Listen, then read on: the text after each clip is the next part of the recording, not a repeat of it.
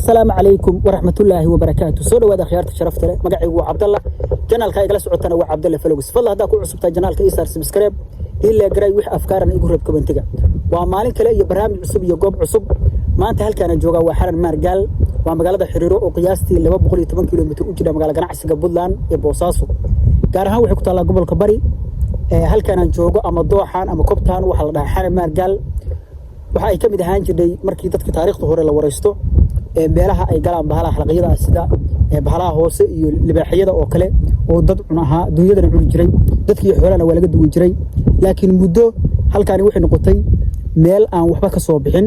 sababtii oo ah waxay noqotay meel deegaan ah oo magaalo ay noqotay waxa ku taala magaalada Xiriiro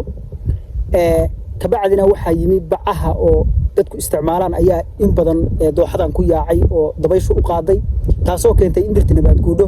laakiin sanada ka bacdi dadka deegaanku markay u kaceen oo ay sameeyeen inay qashinkii iyo bacii dhirta ka guraan ka bacdi waxay noqotay in deegaanka uu dib u soo laabto haddaan idinku dawo waa kobtaan saanay u baxday dhirta waa u jeedaanin xaggan qayb ka mid ah wali waxa yaala qashinkii oo sida idin muuqata halka qashin baa inoo ka muuqda laakiin insha Allah dadka deegaanku way ka ururin doonaan xaggan waa u jeedaan iyaduna sidoo kale waa dhir kulli way soo baxday barnaamijkeena maanta wuxuu ku saabsanaan doonaa deegaankan iyo dooxadan iyo qaabkay u baxday iyo sida ay u qurux badan tahay inkastoo xilligan ay xilli roobaad ahayn laakiin waxa inta soo doonaa bilicda taalla iyo sida kobtaan u soo noqotay ama ay u noqotay dooxadaani ay dhirteeda dib ugu soo laabatay kadib markii laga joojiyay bacaha ay dadka deegaanku isticmaalaan oo inta badan dhirta nabaad guuriya horena Puntland baa u joojisay hadda kama soo degaan aeroboorada iyo dekedaha wadanka taasi waxay ka qayb qaadatay in bilicdi iyo deegaanka uu soo noqdo xooluhuna ay si fiican ugu noolaadaan ila socda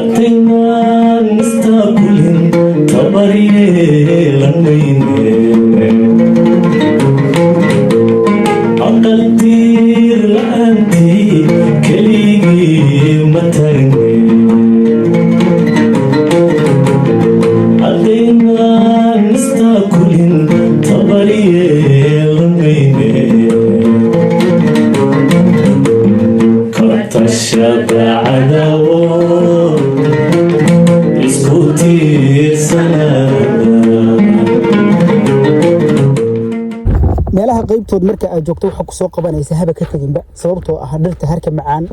shimbiraha qayladooda jabaqda meeshaan taalla hawada degan dhirtu inta ugu badan cufisjiidad bay samaysaa waxay soo jiidaa qabowga iyo ma ogtahay harka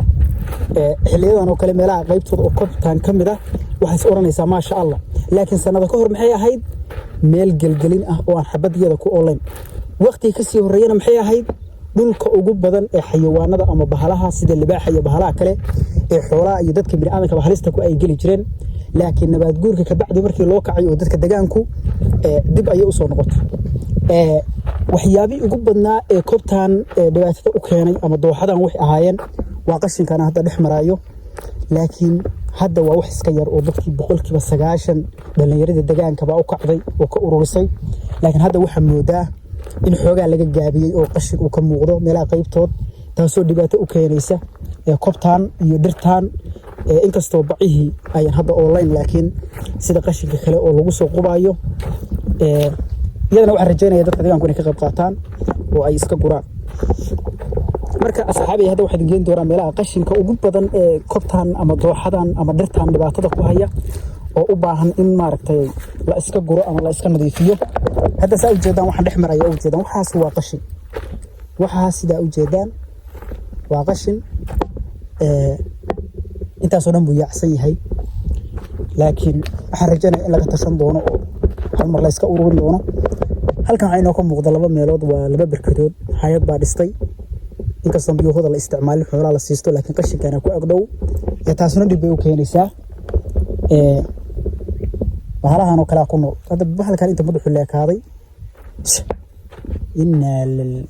waaba gurtaba dhagiiba hadda googo'ay qashinkan iskaga dhex jiraa marka waxyaalaha u baahan maaragtay in la cirib tiro oo hadda dooxadan soo celin kara ama meeshan aan joogo waa waxyaalahan oo kale oo in la cirib tiro meesha laga qaado waa qashinkan si bilicdii ay u soo noqoto oo kob ama dooxadii sidii si ka duwan ay soo noqoto hadda way fiican tahay maasha Allah laakiin waxaan rajaynaynaa insha Allah sanadaha dambe inay noqon doonto xanan maar gaalkii la sheegi jiray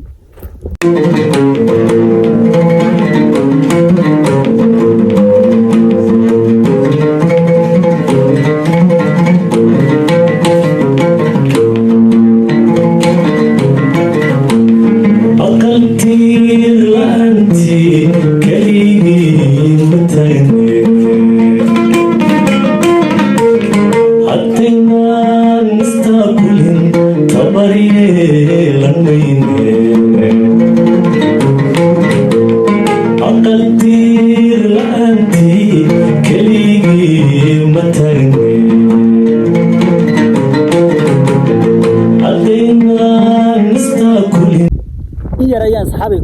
dooxadii banaanka uga soo baxay hadda saa u jeedaan duudi ama kobti waa taasaasay isu xidhay dheer ahaan say u muuqato waa u jeedaanin halkan waxa iga ah barkadihii magaalada oo xooluhu ka cabi jireen inkastoo magaalada ay riig lahayn barkada ayaan tagi doonaa ila soo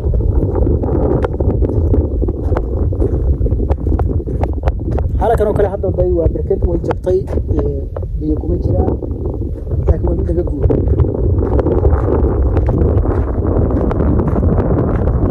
dooxada oo dhan waxa daaqayo xoolahaasi waa xoolihii magaalada oo ka soo soofay reer walba wuxuu leeyahay ari weliba riya haw badnaadeen oo dooxada u daaqa iyo qarka laba qar baa magaalada labada dheer ka saaran ama laba buurood wareega xaggura waa dooxadii halkaasi barkadan ayaan hadda tagi doonaa halkan ciidda idinka muuqata hadda oo kale waxay tahay barkada oo kale markii la dhooba qaadayo ama roobka ku da'o biyo waxay soo qaadaan ciid marka ciiddi baa banaanka loo soo saaray ay tusto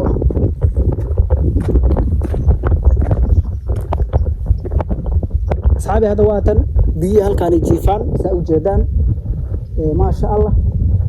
dhawaan ayaa roob ka da'ay hadda muddo 2 bilood ka hor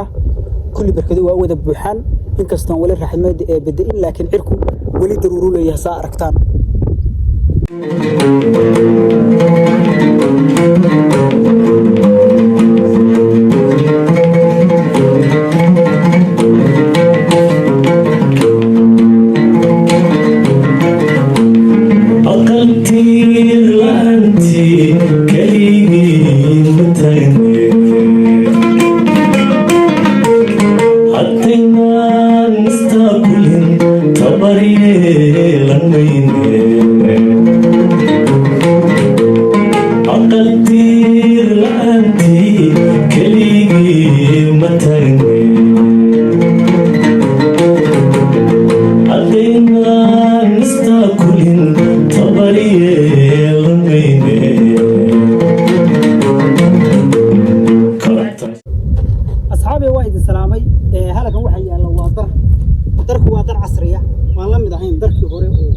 فستوين بان جري جري marka xoolaha lagu walaamin jiray laakiin waxa hayaa dar la yaab leh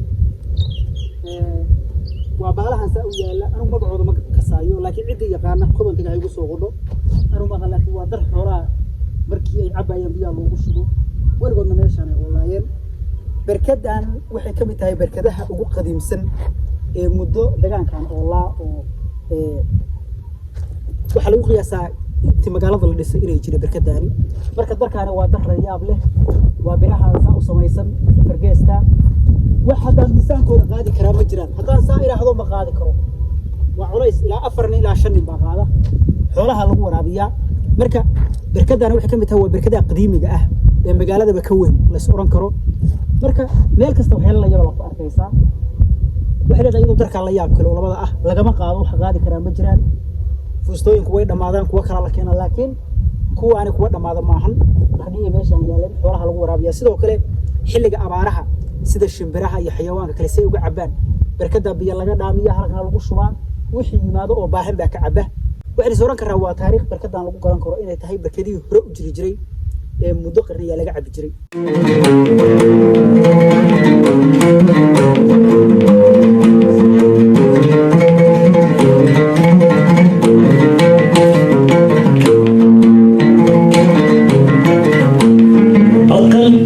ana ku ciyaaraysan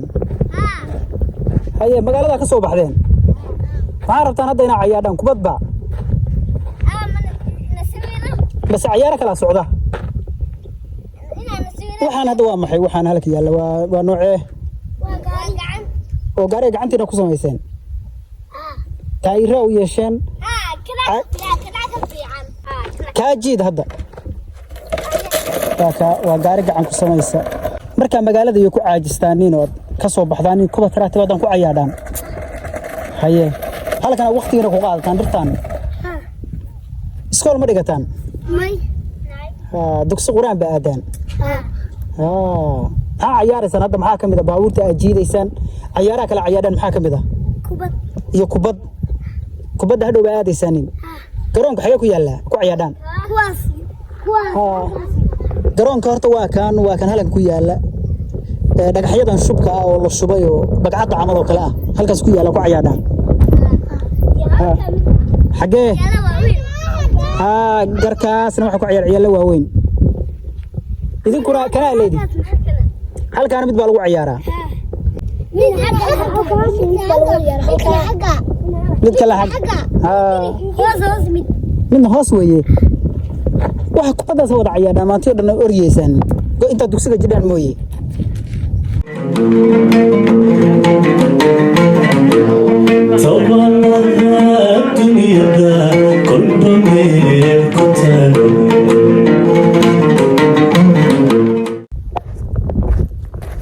asxaabi wali waxaan dhex lugeynayaa kooxadii baan dhex lugeynayaa iyo dhirtii iyo meelii bilicda wanaagsanaa quruxda badnaa hadda waxaan u socdaa meel dadka magaaladu ay u soo hurdo doontaan goorta magaalada ay ka soo baxaan ee dhirta ay yimaadaan badanaa 90% oo ay maaragtay ku nastaan ee halka waxa ay magaaladii saa u jeedaan qaari halka waa idinka muuqdaan waa kuwa dhirtaan waxay ka mid tahay meelaha dadku ay soo aadaaniino ee halka u yimaadaan oo seexdaan maantii markaa timaado boqolaal qof baa hurda iyo ka badanba xaggaas sidoo kale waa la seexdaa laakiin dhirta ugu muhiimsan oo magaalada ugu sukaysa uguna harka macaan baynu tagi doonaa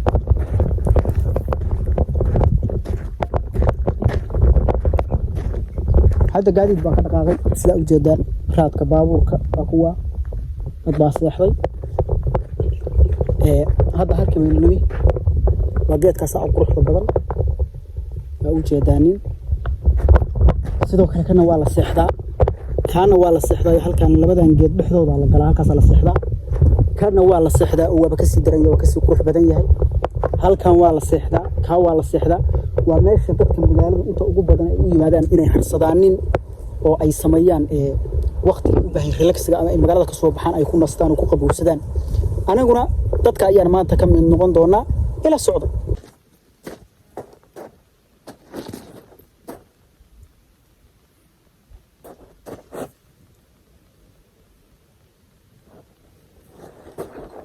qabowga ka baxaya waa yaabaysaa ما شاء الله إنك استأنا بستوى دنيا وحنا كسر لكن ما بدي ذي مش جوجل أنا يا dad maanta ma joogo aniga kaligay ana waqti ku qaadanaya hadana mar dambe lay imano leegu buuqno hurdada laga kicin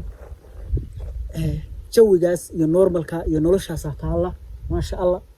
ee magaalada iyo buuqeeda waxaas waad ka bixaysaa shimbiraha jabaqdooda iyo qeeladooda dhageysanaysaa halkaagaas ka dhacaysaa laakiin in yar baa haysata noloshaan oo kale oo waa normal life waa nolosha caadiga ah ee Soomaalida ay seexan jiray ama dadka ama hadirba dadka reer guuraaga ah iyo dadkii hore iyo dadka haystaba aan magaalooyinka weyn jooginba dirta noocan oo kale ay seexdaan